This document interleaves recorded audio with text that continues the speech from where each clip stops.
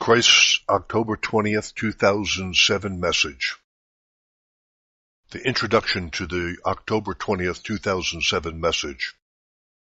I have again descended in fullness of consciousness to imprint within the mind of my recorder yet another message to the world. Before I can take this new step forward, it was necessary to bring you my letters in handbook form, because I would have you realize that your world itself is truly universal love made visible. How each person perceives it is born of personal attitudes to the world and life generally. Your view of it is entirely personal and is not the absolute truth, because you do not yet fully understand the processes of creation. You can only fleetingly glimpse them. Now that you have my letters as a foundation for future spiritual upliftment, I have come to bring greater clarity to your present understanding of them. 1. True nature of pure love. I want to speak briefly to you about the true nature of pure love of the highest realms of consciousness and your perception of love in the lower frequencies of your world. I want you to understand that even though I speak to you with all my transcendent being of love, I must still speak within the framework of your world thought in order to enlighten you. Where I reside in the consciousness of I am is pure love. As I descend in consciousness, my compassion grows and grows and forces me to move down in consciousness frequencies to enter into the consciousness of your plight in your modern world. How can I help you understand this? Consider how it would be for you if you moved into a place of carnage. Would not your loving concern be deeply compassionate? Would you not be passionate in your rejection of the scenes of suffering? Even so, I am, although I know it is all part of the evolutionary process of transcending the ego individuality. Only through the lessons of suffering will the journeying soul gain self-knowledge to retain individuality after it has discarded the ego. I am love, unconditional love, pure and simple, and in my words there is no judgment. Therefore, if my words seem harsh when you do not expect harshness from me, since I claim to be love personified, please understand that I have not descended at this time to have a loving visit with you, to give you words of comfort to lift your spirit, to tell you how blessed you are in reality, but do not yet realize it. I have come to render you a loving service.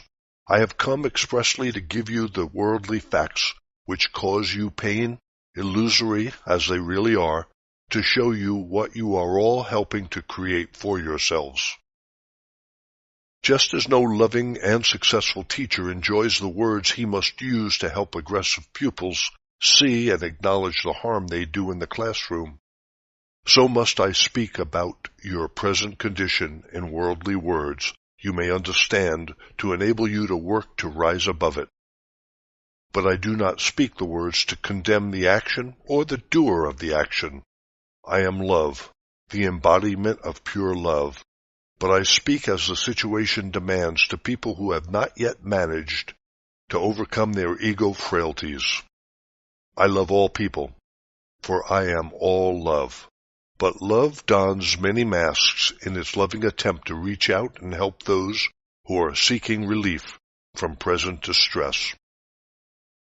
I speak to you with words of logic because you have created your world to fit what you deem logical and therefore believable.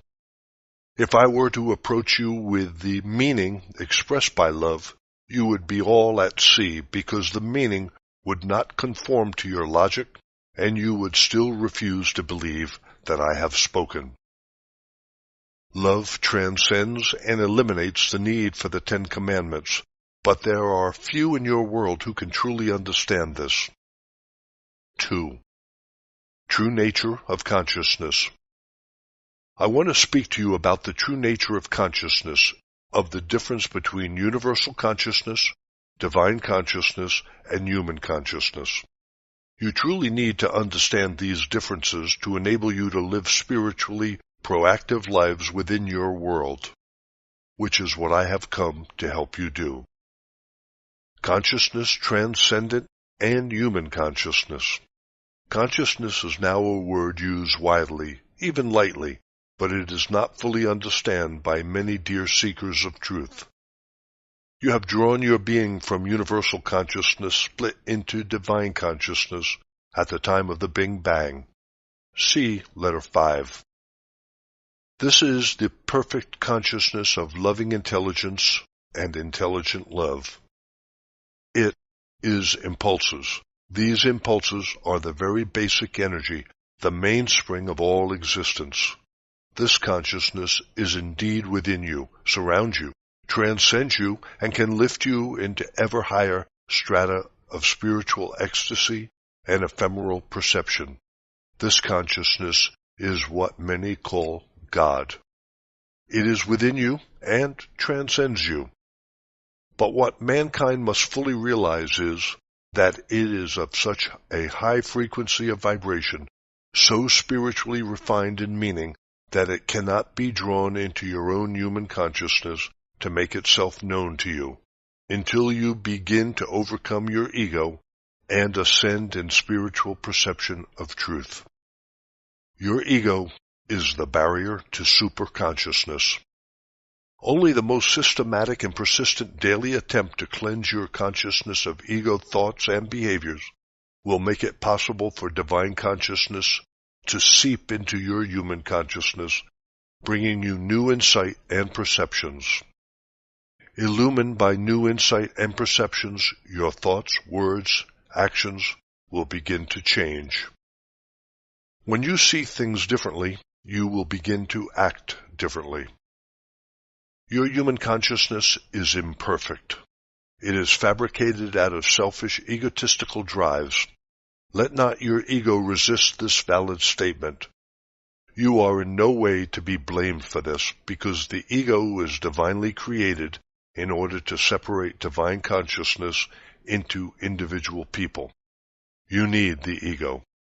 It defends you and it draws to you what you need to survive, but it can overwhelmingly force an individual into behavior which is sick, psychologically speaking. You know that ego is the impulse behind all the crime in the world. I would have you know that it impels people into such deep-seated narcissism and self-interest that anyone trying to arouse in such a mind any empathy or sympathy is sadly blocked. No matter what topic may be raised, inevitably such an egotistical and narcissistic people draw the topic back to themselves, how it affects them, how it concerns them exclusively, positively or negatively. Absorbed self-interest is like a thick, dense fabric of consciousness energies, sealing off the minds of people of every strata of society in every part of the world. The degree of narcissism varies. I have come expressly to make you aware of it because such narcissistic people cannot live in harmony with other people, as they are incapable of hearing the messages from others. This, as much as your crime, causes your misery on earth. Here is a parable for you. Behold the little child, playing in a sticky mud pit, making pies, covering itself with mud, enjoying every minute. Mother comes, exhorting the child to come and bathe and get ready to go to a party. The child fiercely resists, crying. Eventually, mother has her way, and the child, freshly groomed with hair shining and clad in smart party clothes, enters the hall where the party is being held. It stares in astonishment. The glorious lights, the brilliant shrubs and flowers, the tables loaded with delicacies, cakes and jellies, and all the presents and games and fun the other children are having. The heart of this child is filled with radiant joy. Laughter begins to well up and fill its entire being. This is so much better than the mud pit. All the washing and the scrubbing was worth it. How glad the child is that it listened. 3. Evolution. I want to speak to you about evolution, about how a study of evolution will enlarge your understanding of the activity of divine consciousness within creation. I touched on this in my letter 1, but you should study the subject yourself, and you will be amazed at your discoveries concerning divine consciousness in action. You will discover that whatever evolutionary adaptation takes place in the body is exactly suited to your body's new requirements.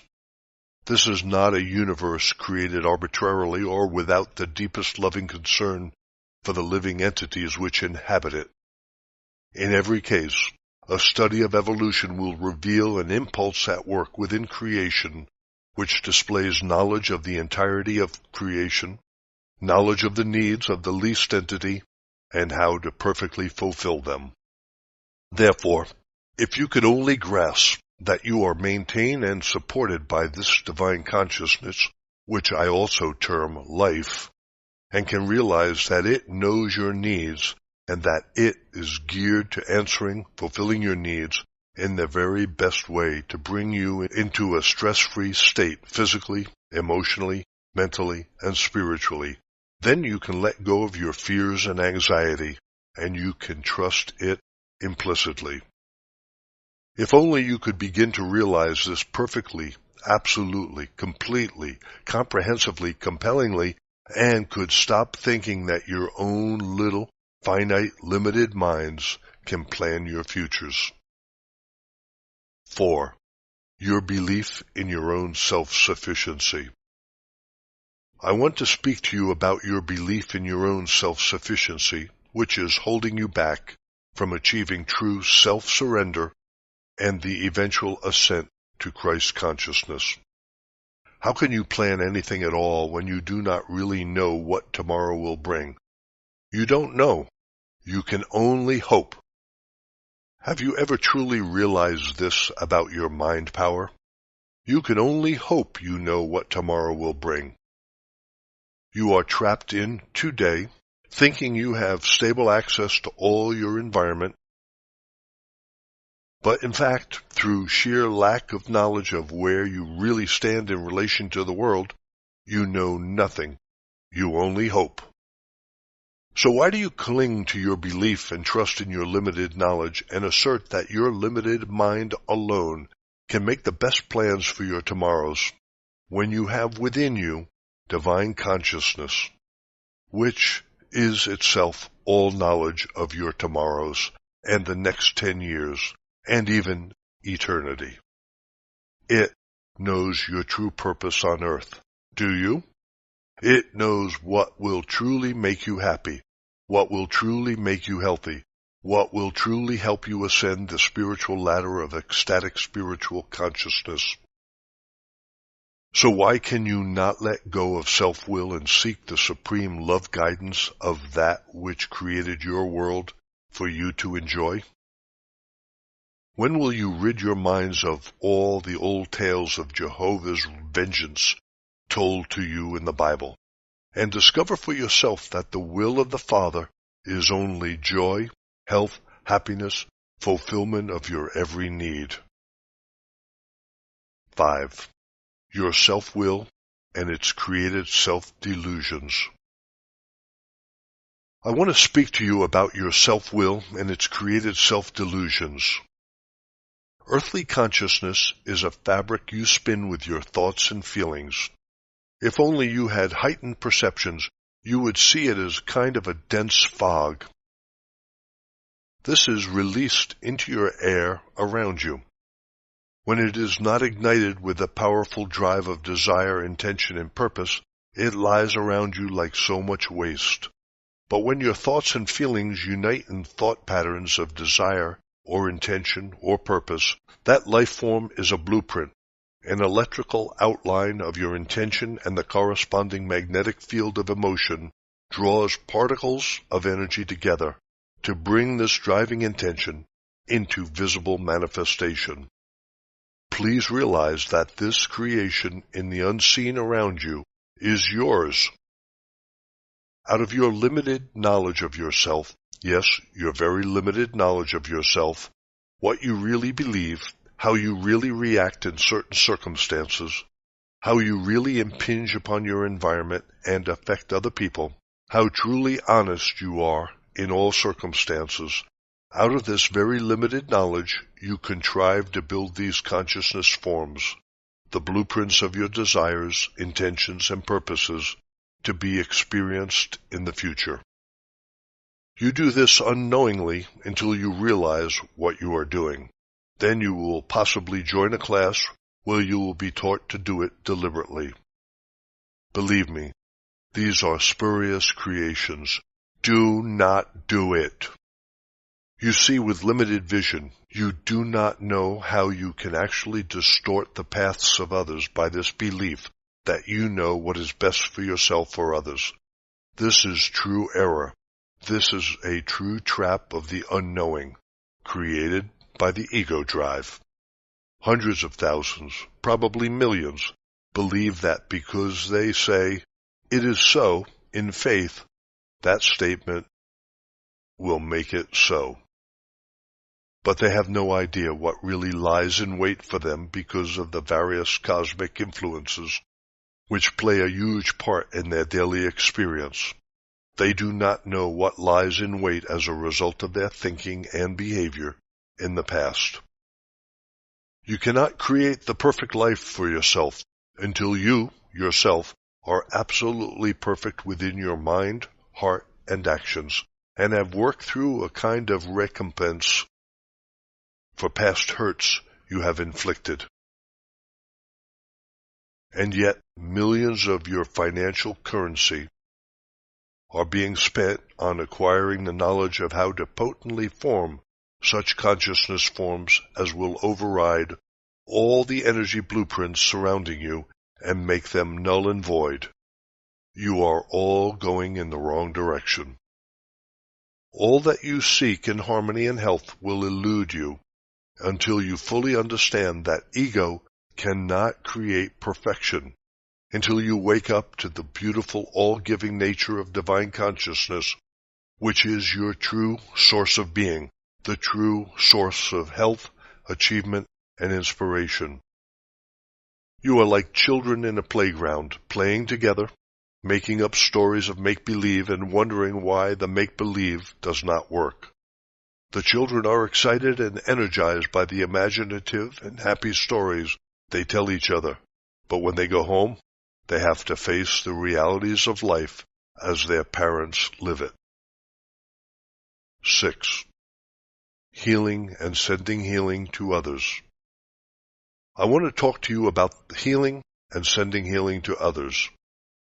To send any life of lasting value, not just a flash in the pan of physical energy, which may uplift another person for a short while, you must first draw it from divine consciousness during deep meditation, and as you do so, redirect it towards the object of your good intentions. There is nothing in your personal energies which will open the doors of another person's mind to truth. Only truth itself can open the doors, can bring insight, can bring healing. The little I mind is nothing but human and finite electromagnetic consciousness, human opinions, prejudices, negative reactions, logical arguments, and rationalization born of previous experiences. Until the little I of ego is able to see the divine and open itself to receive the divine in as great a quantity as it is prepared to give time to receiving, it will remain impervious to any truth which may be presented to it. Indeed, it will vehemently reject it. So many millions love to pray, love to ask, and hope they will be heard. So many people resist giving time to meditation. Why? Because they do not truly believe they will be in contact with divine consciousness. If they believed, meditation would surely be their most fulfilling time of peace and joy during the day. When stresses arise, unhappiness presses down, misery weeps, how blessed and wonderful it should be for you to say, "I will take this to my Father, in whom is all loving comfort and fulfillment of my present needs." This is what I did on earth, when perplexed, when happy. I took time to rest my mind and invite my beloved Father to enter in fullness of power, to take over and bring me deep peace and the strength and inspiration to continue my mission. 7. The Era of Love and Peace. I cannot truly explain why I'm here with you today if you have not fully understood my letters. Until you understand them, you cannot become the loving, creative individual who is needed to bring about the era of peace so passionately longed for by the people on earth, and yet so passionately withstood by the people on earth. I know well that this statement will be passionately resisted by many who will say, God is accessible by all. And they speak truly, but I repeat what I said on earth, and I mean it. And I speak the truth, although it may arouse in your hearts rebellion. The path you must walk to reach the longed-for era of love and peace is indeed narrow and absolutely straight. You may jump the path, but when your travels have eventually shown you that you have made a serious, even bitter mistake, you will find that your only sensible way forward is to get on the path again. Since your wanderings may have led you to create many, many blueprints of agony and sorrow, these will await manifestation in many ways, even as you struggle to master your consciousness anew to regain the path. But they will also cause you to seek reality with greater fervor than before. Therefore, there is no wrongdoing in jumping your path, no judgment of your choices of your actions. Only timely lessons bring you back to your path. This is followed by the most blessed relief as again you become the recipient of what seems to be heaven-sent blessings and new joy in living. Believe me, my beloved souls on earth, as you are now, you are not ready to bring about an era of peace. There is much talk about it, longing for it, belief that spiritual evolution has lifted you into a mindset capable of bringing you into an era of love and peace. But a great deal of this thinking is self-illusion, self-delusion. You forgive yourselves your mindset, your thoughts, your words, actions, because you are in the world, fettered, blinded by your ego. You struggle bravely to adopt a more loving way to think, feel, respond to every experience. But while you remain the single moving force within your consciousness, the ego will eventually win.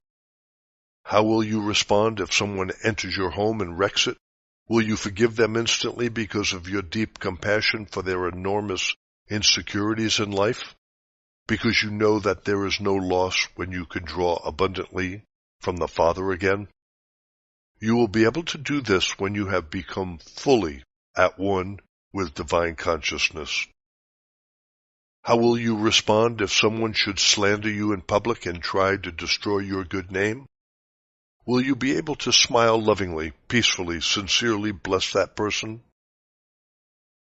You will when you enter the era of love and peace, because there will no longer be any ego in you to resist any denigration.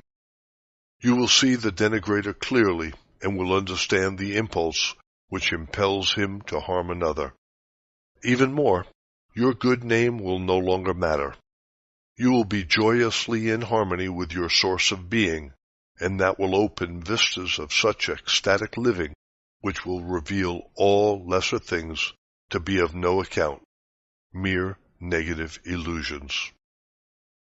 Can you bear to have your little inadequacies pointed out to you and accept them, without needing to pull the cloak of protection around you, the cloak of explanations and excuses? The more you can transcend your ego, the less will your inadequacies bother you. You will accept correction with grace and love, and will make up your mind to do everything right in the future. This is true spiritual evolution. Only the mindset of one who has conscientiously worked through the full process of cleansing of consciousness and constantly called on divine consciousness for help to become the embodiment of compassionate love will be able to co-create, yes, co-create the kind of existence you would dearly love to experience on Earth.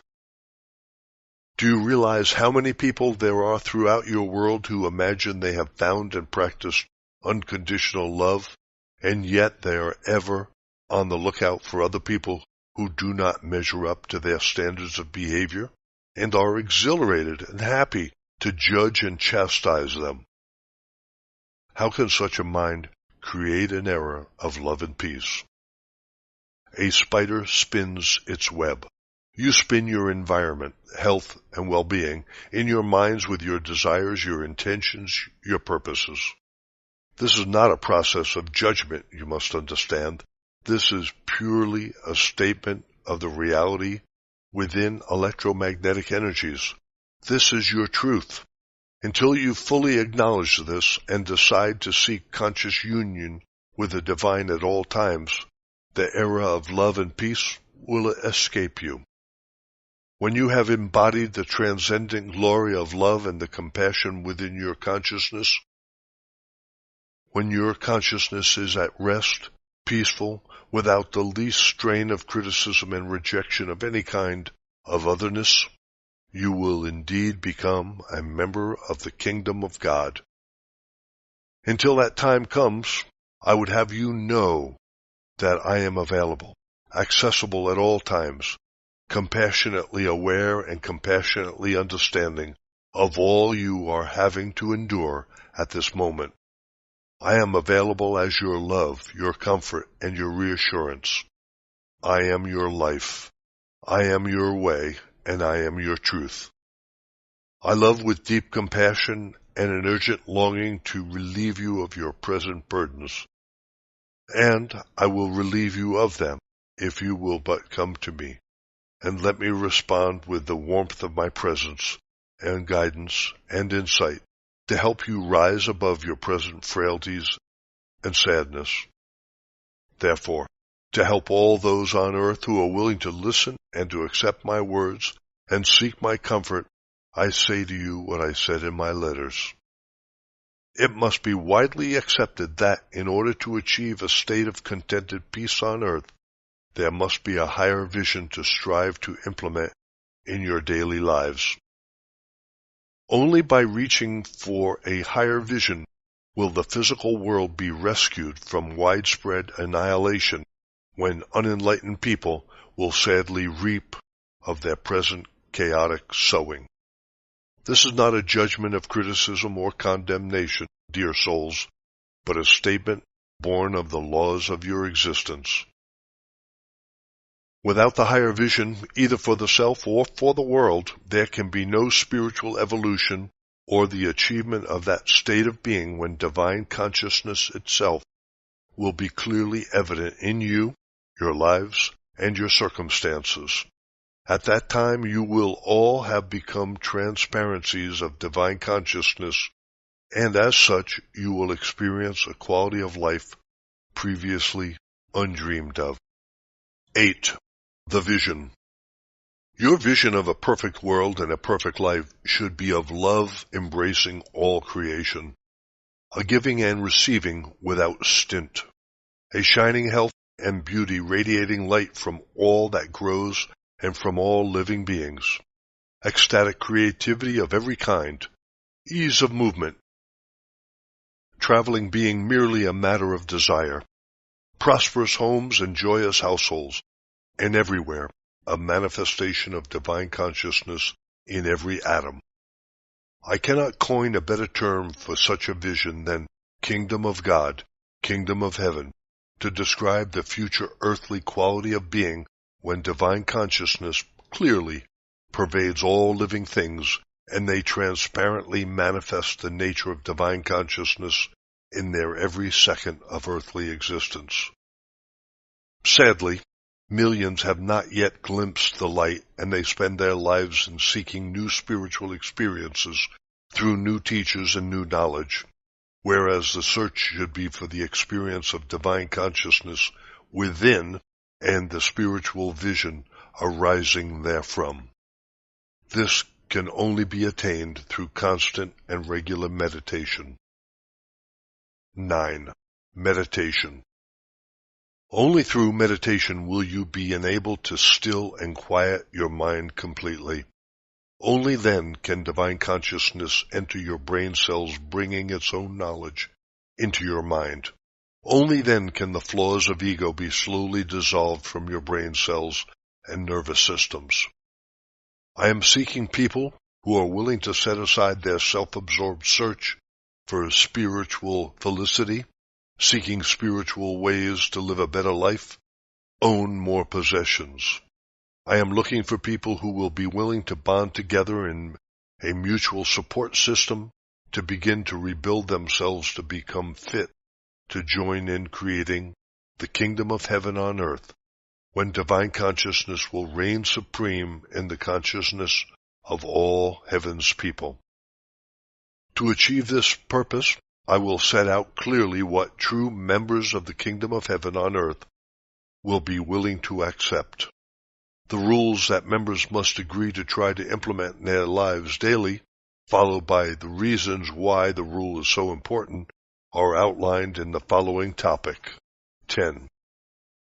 Membership for the era of love and peace, or kingdom of heaven on earth. This is an impassioned call from the Christ to join in the creation of an era of love and peace, the kingdom of heaven on earth, both within oneself and in the environment. A gift of love from the teacher of love himself. Summary of rules to be followed daily. Membership in these groups is for people who are deeply and sincerely committed to ridding themselves of ego and helping to build a world community of equally committed members. Membership is a commitment to Christ and to his teachings in his letters, articles, and messages. Membership will carry prestige since it demands an understanding of and commitment to Christ's letters and surrender of the self in daily life. The rules to be followed daily are: 1.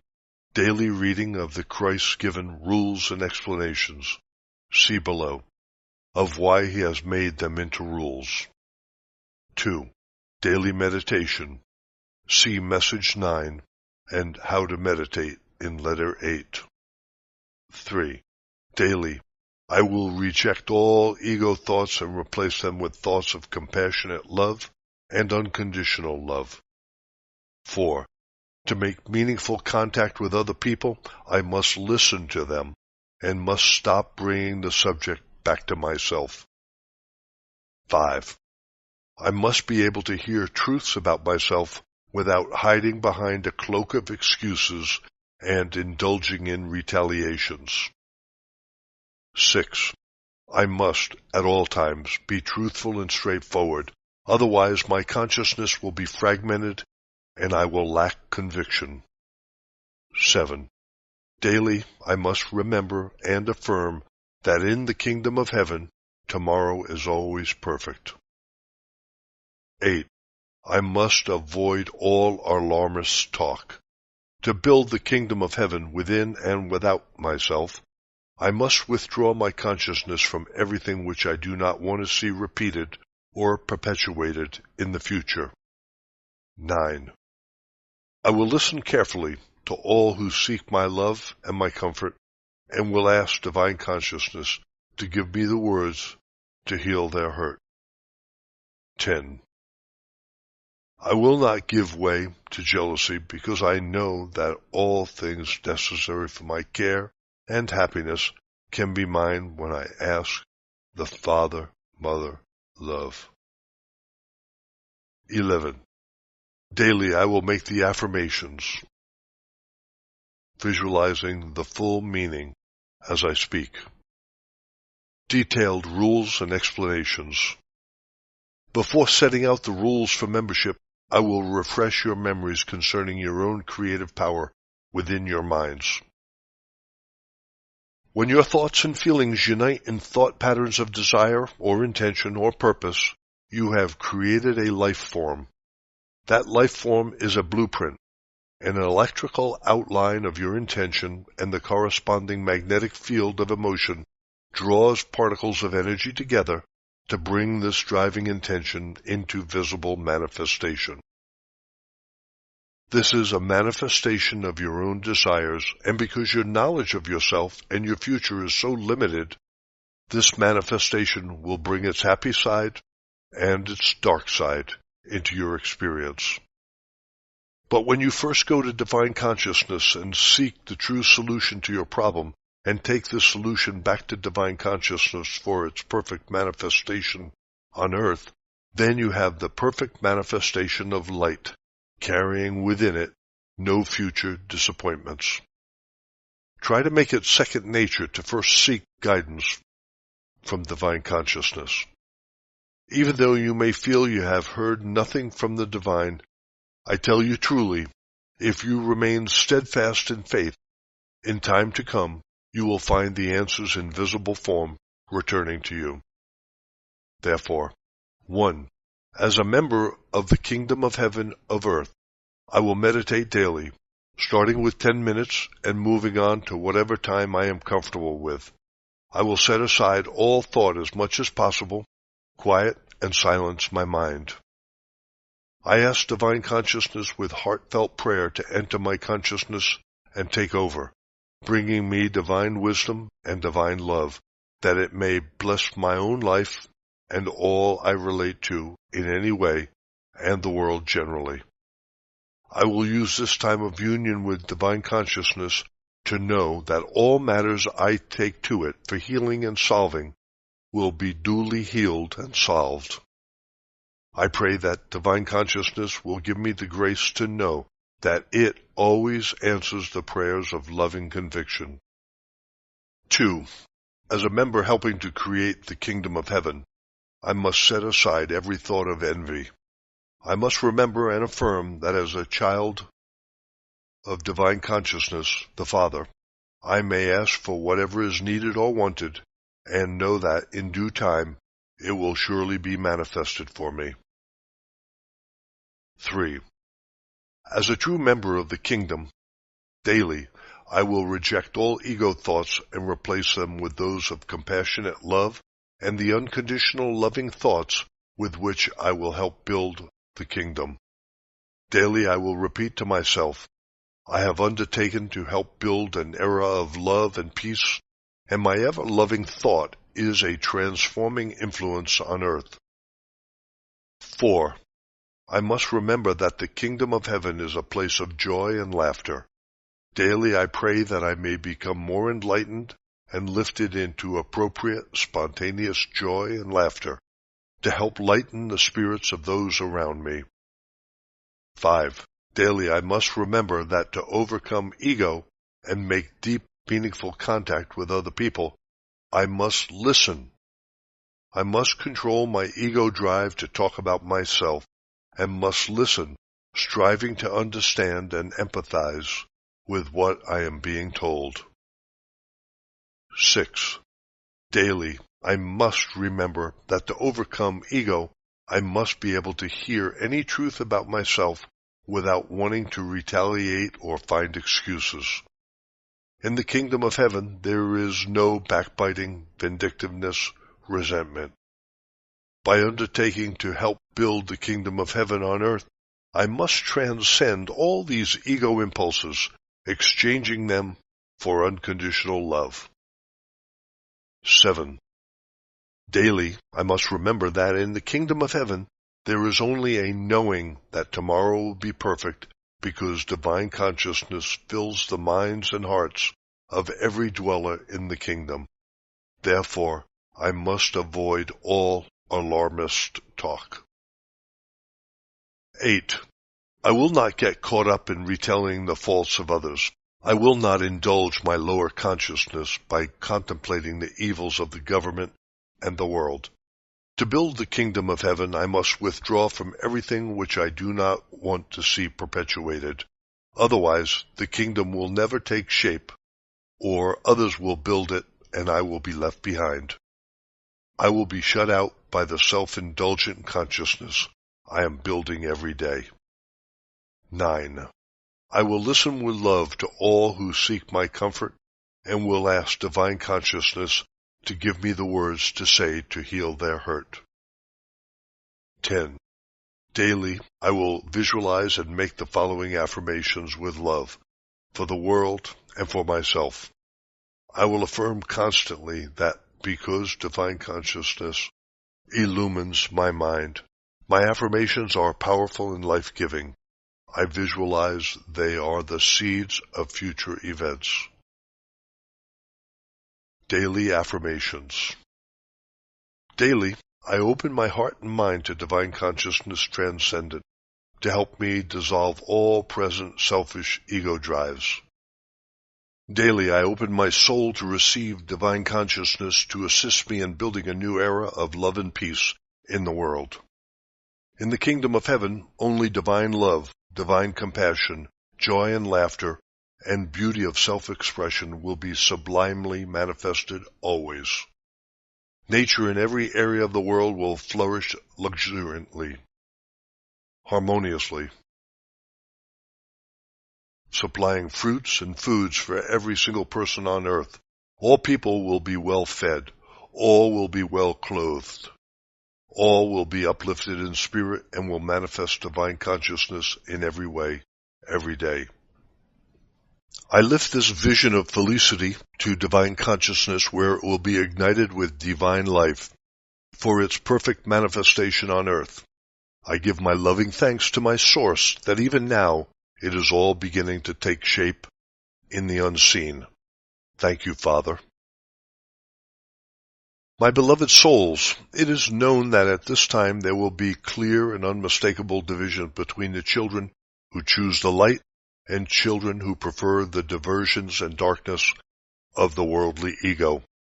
For the light to lighten the world, all must become children of the divine. Lovingly, compassionately, even reluctantly, I leave you, having spoken what I would have you understand. My love enfolds you, in ardent longing for you to receive my words as simply as a tiny child listens to its father's well-loved voice, to ensure my urgent message may bear fruit in your lives and the lives of those who surround you. This is a true message of powerful creativity of your future. If you will believe and act, you will see it come to pass. Most certainly, within your own lives, you will find yourselves in your kingdom of heaven. Rest in love divine, rest in peace, rest in life.